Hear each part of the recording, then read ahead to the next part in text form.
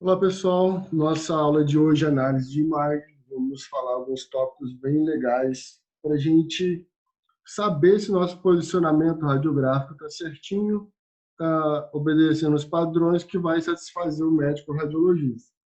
Lembrando que o técnico em radiologia não é habilitado a dar o laudo no exame de radiologia.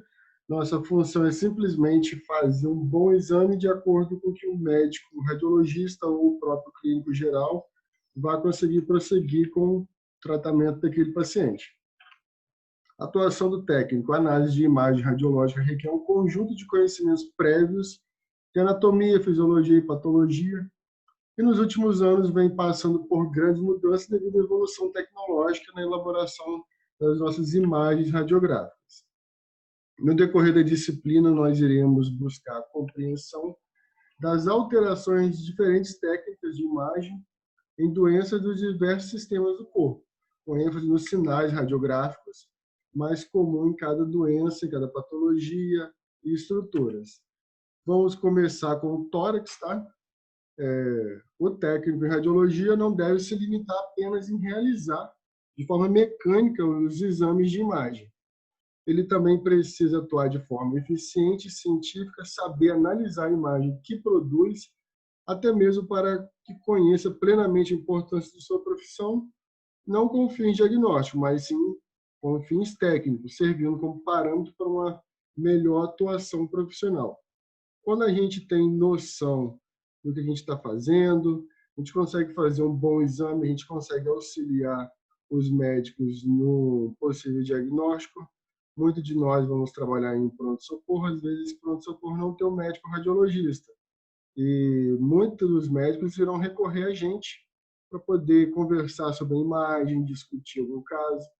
Cabe a gente ter tal conhecimento científico e teórico para ajudá-los de tal forma. Vamos começar com o tórax. De forma externa, nós temos alguns parâmetros, alguns pontos que iremos utilizar durante a aula. Entre elas, o mais comum, temos a incisura jugular, que é a parte superior do manúbrio do paciente, aquela voltinha que o paciente tem aqui no pescoço, chamada de incisura jugular, as clavículas do paciente, o processo tifoide e o ângulo costal, subcostal. Esses são os que nós mais iremos utilizar na nossa aula. Relembrando também, a parte óssea do tórax é composto por 12 vértebras torácicas. Cada vértebra possui um par de costela. No total, são 12 pares de costela, sendo que 2 pares são flutuantes. As costelas saem lá da coluna, lá da parte posterior, faz esse arco e se articula com o externo por uma articulação que a gente não consegue ver no nosso raio-x, devido à densidade de não atenuar o suficiente os raios-x. Temos também o pulmão, dentro da cavidade torácica, o coração, os grandes vasos, traqueia, todo o sistema respiratório do paciente e uma parte do sistema circulatório, além do diafragma, que participa diretamente na respiração. Um dos passos mais legais que a gente tem para seguir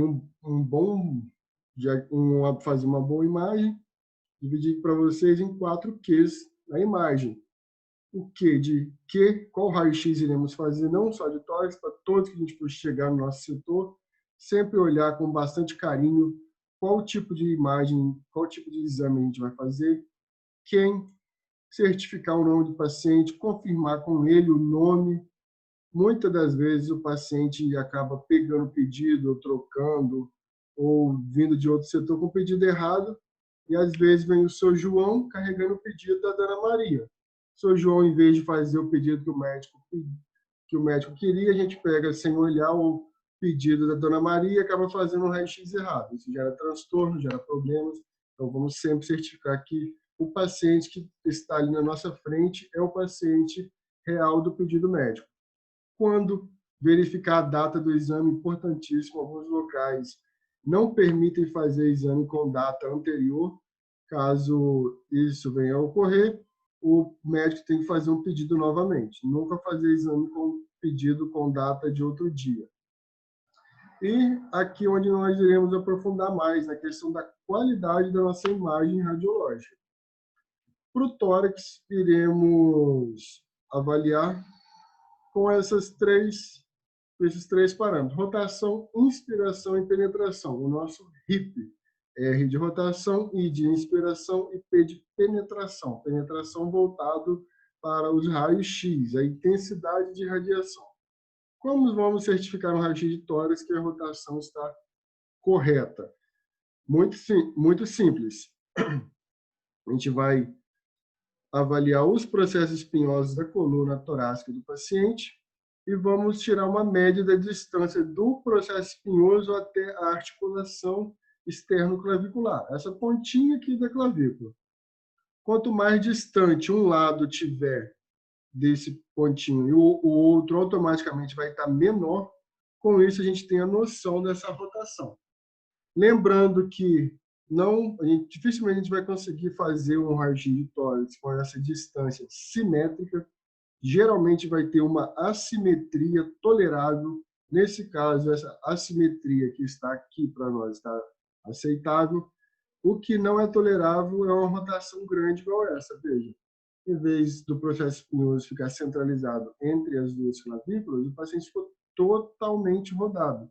Esse raio-x precisa ser repetido, não tem jeito, não tem saída. Conseguimos ver que é um paciente no leito, devido aos marcadores cardíacos do paciente. Alguns locais é indicado tirar o marcador cardíaco do paciente para poder fazer a radiografia.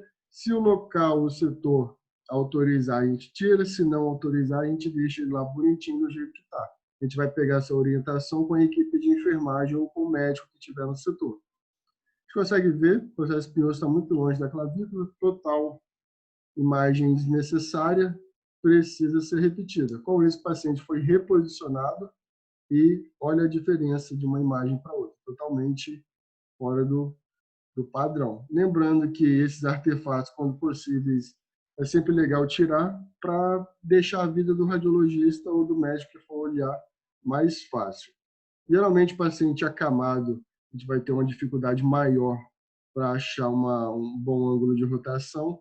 Sugiro apalpar o processo espinhoso nas costas do paciente, devagarzinho, e a incisora jugular, colocar os dois alinhados um com o outro. Dessa forma, a gente vai ter uma melhor rotação. Inspiração, o nosso izinho. Para termos uma inspiração adequada, os arcos costais precisam ficar nesse ângulo voltado para cima. A gente precisa ver toda a cúpula diafragmática do paciente também no mesmo ângulo. O seio costofrênico, que é essa pontinha, e o seio cardiofrênico livres dos dois lados, costofrênico aqui, cardiofrênico. Precisamos contar, geralmente, 10 arcos costais posteriores, que são esses que mais aparecem aqui, ó. Conseguimos contar 1, 2, 3, 4, 5, 6, 7, 8, 9, 10 arcos costais. Esses são os arcos costais posteriores. Os anteriores são igual estão marcados aqui para vocês. Ó. É essa pontinha aqui. Ó. Temos 1, 2, 3, 4, 5, 6, 7 arcos costais. O ideal é em torno dessa contagem, 5, 6, igual esse que ficou bem inspirado, os 7 arcos. Tá ok? O pulmão do paciente precisa ficar cheinho, igual está aqui, a inspiração adequada. Sempre pedir o paciente para inspirar bem, prender a respiração, fazer a apneia, para evitar do paciente se mover durante o raio-x naquele momento da inspiração. A gente só vai disparar o feixe de raio-x quando ele fizer a apneia, prender a respiração. Caso a gente dispare o feixe de radiação com o paciente ainda em movimento de inspiração, nossa imagem vai ficar borrada, não vai ficar uma imagem legal. Uma outra imagem aqui para vocês terem noção, olhe os ângulos dos arcos costais, o quanto ficou inspirado bonitinho. Já aqui não está bem inspirado, a gente consegue ver que fica como se fosse um guarda-chuvazinho semi-aberto, ele fica voltado para baixo os arcos costais. essa radiografia não ficou legal, a rotação ficou boa, como a gente consegue ver, porém a inspiração não está adequada. Precisa ser repetido para gerar uma imagem adequada para o médico. E o nosso último P é o P de penetração, questão da nossa técnica radiográfica. A técnica radiográfica para o tórax é uma técnica bem simples, como vocês irão ver no campo de estágio. O comum da gente é a gente visualizar até o quarto processo espinhoso da vértebra torácica, igual a gente vê nessa imagem aqui. Ó. A gente consegue ver 1, 2, 3, 4, já começa a sumir, porque o mediastino, os grandes vasos, o coração, traqueia, já começa a deixar ele mais clarinho. Então, essa é a técnica ideal. A gente não deve fazer uma técnica com subexposta, com pouca radiação, porque a gente não vai conseguir avaliar nada, e nem uma técnica muito penetrada, que a gente acaba vendo toda a coluna do paciente. Não é o ideal. O raio-x de tórax precisa aparecer a área cardíaca direitinho, precisa aparecer todo o parênquima pulmonar. Senão, o que queremos estudar no raio-x de tórax se não conseguimos visualizar tais estruturas, né? Essa é uma imagem correta. Como podemos ver no raio-x de tórax, devemos englobar as clavículas por inteiro, parte do húmero escápula, pegar sempre com uma margenzinha de erro, igual a gente fala no posicionamento, uns 2 dedinhos acima do ombro do paciente, uns 5 centímetros acima do ombro do paciente, pegar todo o ápice, costelas do paciente, não cortar nenhuma estrutura, pegar um pouquinho do abdômen superior, essa parte branca é o abdômen superior do paciente, com o diafragma, bolha gástrica. No perfil é muito simples avaliar a rotação. Só a gente olhar o externo do paciente. O externo vai estar em perfil verdadeiro, bonitinho, todo sobreposto. E a vértebra torácica ela vai estar esse quadradinho. Não tem erro.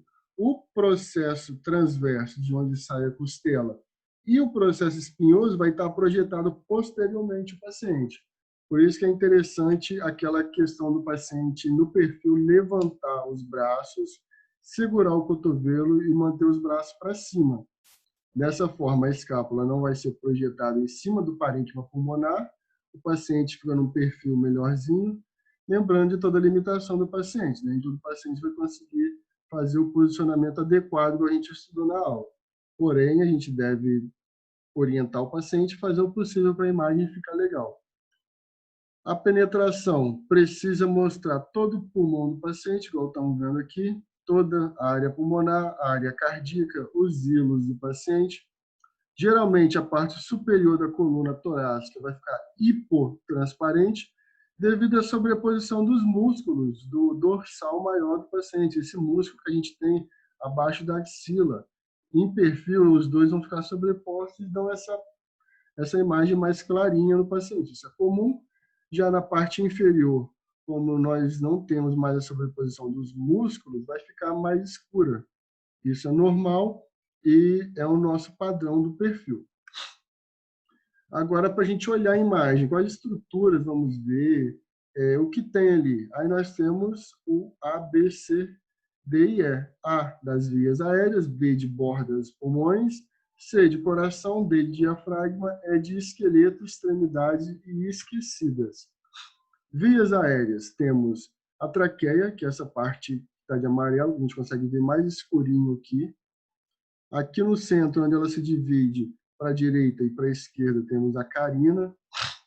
Lembrando que o posicionamento de tórax é feito em PA, porém, quando nós formos olhar a imagem, é como se o paciente estivesse de frente para a gente. Então, o numerador vai ficar do nosso lado esquerdo. Esse é o lado direito do paciente, como se o paciente estivesse virado de frente para a gente. Então, temos aqui a traqueia, carina, bifurcação da traqueia, lado direito, lado esquerdo.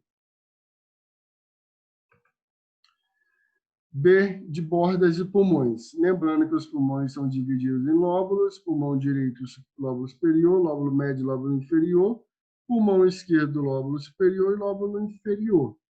Temos aqui também no perfil para a gente ver a distribuição dos lóbulos dentro do perfil.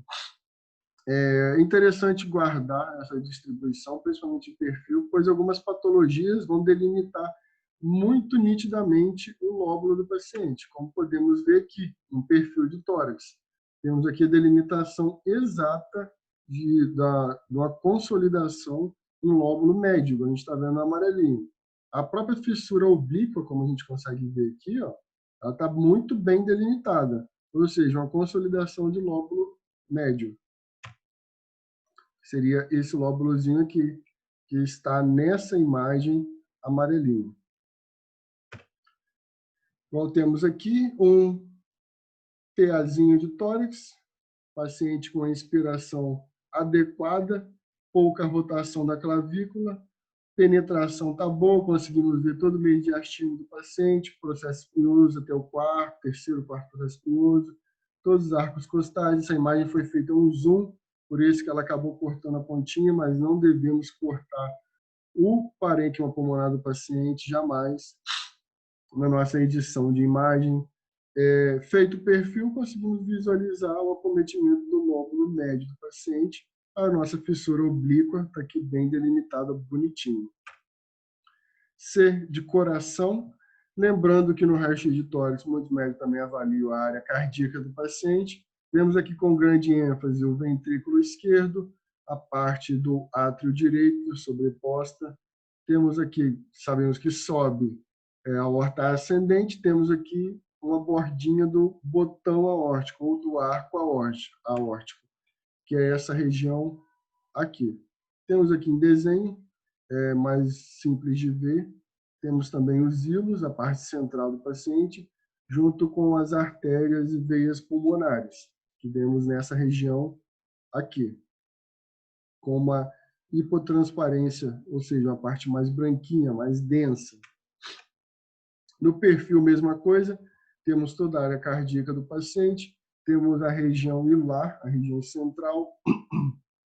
Conseguimos ver essa parte branquinha que vai descendo como se fosse um tubo, que nada mais é do que a aorta, aqui já a aorta descendente. Perfil do tórax, os processos transverso e processo espinhoso projetado posteriormente, seio costofrênico, cardiofrênico, ápice do tórax, externo alinhado em perfil verdadeiro, um bom raio-x de perfil. E temos o Dzinho de diafragma. No nosso PA, a gente vai conseguir ver o diafragma nessa região, que está de preto. Temos aqui chamado de seio costofrênico de verdinho, dos dois lados. Temos aqui o seio cardiofrênico, nessa região central. Sempre bom lembrar desses nomes, são nomes bem legais, as estruturas. Temos também as escápulas, mas vamos deixar para o próximo tópico. Vamos falar um pouquinho de patologia, depois a gente voltar. Vamos para o E, depois a gente volta para patologia, desculpa.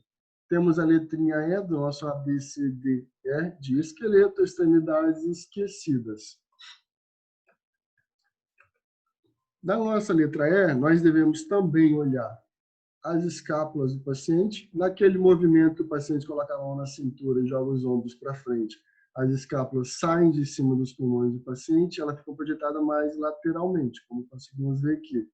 A clavícula, sempre importante olhar, inclusive a articulação acromioclavicular, que é essa articulação aqui da clavícula com o acrômio, sempre temos que olhar ela, às vezes tem uma luxação ou uma subluxação, já é algo para a gente dar um ok lá para o doutor, falar, oh, doutor, você viu a articulação, tal.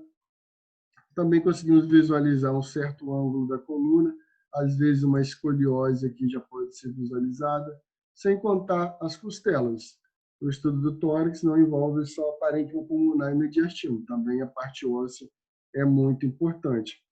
Outra coisa que temos das esquecidas, a bolha gástrica, que é essa bolha que fica geralmente nessa região mais próximo ao diafragma, e temos aqui também gases do intestino do paciente. Então, conseguimos ver aqui na imagem. Clavícula, escápula, úmero, coluna, diafragma, bolha gástrica e gases no intestino do paciente.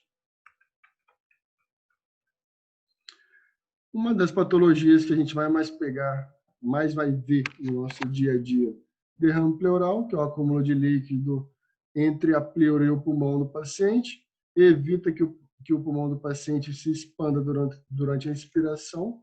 A gente pode ver de azulzinho aqui, isso aqui é tudo líquido. E, lembrando da anatomia, o próprio pulmão não está conseguindo expandir o lóbulo inferior, logo que a gente consegue ver a fissura oblíqua do paciente. A limitação da fissura oblíqua, é claro. Lembrando as extremidades da letrinha E, sempre que formos olhar uma patologia, nem sempre vai ser por estudo do parênquima pulmonar. Temos aqui uma radiografia que foi feita com técnica para avaliar a parte óssea, por isso a gente perde todo o parênquima pulmonar, mas nós temos uma boa definição da parte óssea. Conseguimos ver a escápula projetada dentro do parênquima pulmonar do paciente. Temos aqui o úmero, a clavícula, primeira costela, segunda, terceira, quarta, quinta, sexta, sétima, oitava e nona costela, com a possível fratura de oitava e uma fratura de nona costela. Essa pontinha aqui, ó, uma fratura. 9, 10, 11, 12. 12 costelas. Coluna do paciente, devidamente alinhada. Por saber o ângulo da clavícula diferente do nosso ângulo comum de um PA, em vez dela ter essa voltinha bonitinha, ó, que estamos vendo aqui, e por ver a escápula projetada sobre os pulmões do paciente, subjuga-se que essa tenha sido uma imagem feita com o paciente deitado. Para o paciente ter uma fratura, provavelmente um politrauma, e por isso foi feito tal tipo de exposição para visualizar a parte óssea. Temos aqui também um exemplo de pneumotórax, no qual há o acúmulo de ar dentro da cavidade torácica do paciente. Conseguimos ver todo o contorno do pulmão do paciente aqui, diferente do outro que está toda a trama pulmonar muito bem dividida dentro da caixa torácica. Aqui o pulmão está comprimido pelo ar, que está fora do pulmão, dentro da cavidade torácica, e impede que o pulmão se expanda durante a inspiração. Essa é a borda do pulmão do paciente, diferente do outro lado, que está totalmente inflado, cheio de ar. Um outro fatorzinho interessante, às vezes passa despercebido, uma fraturinha de costela. Sempre devemos olhar com bastante carinho em pacientes que têm um histórico de queda ou trauma. Uma outra coisa que nós podemos pegar, é mais difícil, mas vou aqui para vocês verem, um paciente com efizema subcutâneo, ar presente entre o tórax do paciente e o tecido subcutâneo, a pele. Diferente do outro lado, que a pele está juntinho, sem a presença, do lado de cá temos paciente com efizema subcutâneo. É isso, pessoal. Obrigado. Espero que tenham gostado. Qualquer dúvida, estou à disposição. Até a nossa próxima aula.